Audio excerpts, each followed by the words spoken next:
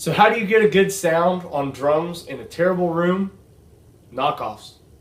Hey guys, this is the first episode of a budget drumming series that I'm trying to make to show how you can record with pretty good quality drums and anything you may want on a low budget. Now the first thing we need to understand is that there's no way to just start off with great drums unless you have a ton of money. It is really easy to get frustrated about the quality of your sound and the quality of your drums when it comes to recording, especially when you may not have the best equipment. In this series, I'm going to show you what I did and what other musicians I know did in order to get a good quality sound with not a lot of money. Today's episode is about the bedroom musician's best friend, and that is cheap microphones. Specifically, this one. This is the Pyle PDMIC78. As you can see, it looks a whole lot like another microphone you may have seen somewhere.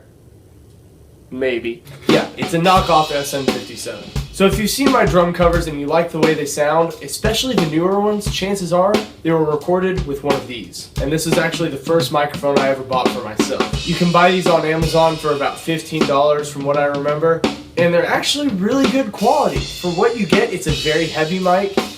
It sounds pretty good off of the bat. You don't have to do way too much mixing to get it to sound good. Now, are you going to get top-notch studio quality recording out of this thing? No. But it does sound really good. Let me put up a few examples. I'll put these examples up in the cards. If you liked this video is recorded with a PDMIC78 on the kick and on the snare and as an overhead. The whole thing was done with just these microphones. If you like this video, this was recorded with a PD mic on the kick and the snare. And if you like this video, this whole video is recorded with one PD mic placed about 3 feet away from my kick drum. Now I know you're watching and thinking, oh yeah, it still sounds kind of cheap.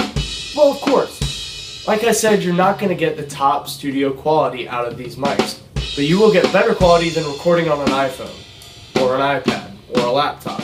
But I still can't stress enough how awesome these are as close mics. And even as overheads. I used this one in a lot of videos so far. Just stuck it right over the kit, and it sounds pretty good. It makes the toms come out a little bit more, and I like the tone I'm getting. Now when you get a Pyle PD78, it comes in a box like this. You get the microphone itself, and you get an XLR to 1/4 inch cable. Now I know a lot of people say just use XLR, and that's fine.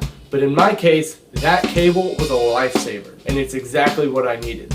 And I'll go over that in a different video. But in my case, that cable was perfect, and it didn't sound too bad. For practical application, this is a good mic to take to live gigs at a club or something. It's not too expensive, so if you lose it, you haven't lost a lot of money, and it does sound good. You're not going to get a terrible $15 sound out of it. If you have an SM57, use that and record with it. But this is not a bad substitute. Now at this point in a later video, I would start giving demos or giving you examples of what this sounds like.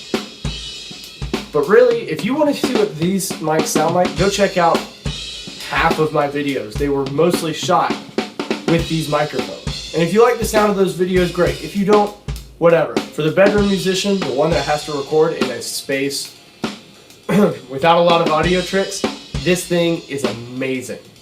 I would recommend this microphone for any musician, especially if you're a beginner, because these mics are cheap and they make a good sound without breaking the bank. And even for a professional, pick one of these up, because you never know, you may like the sound of it for a certain track. You may like it for a certain song, on a certain amp, on a certain drum. You never know what you might need, and it's so cheap, you're really not risking anything. If you want to hear more about these mics, I recommend going to check out David R's review of them.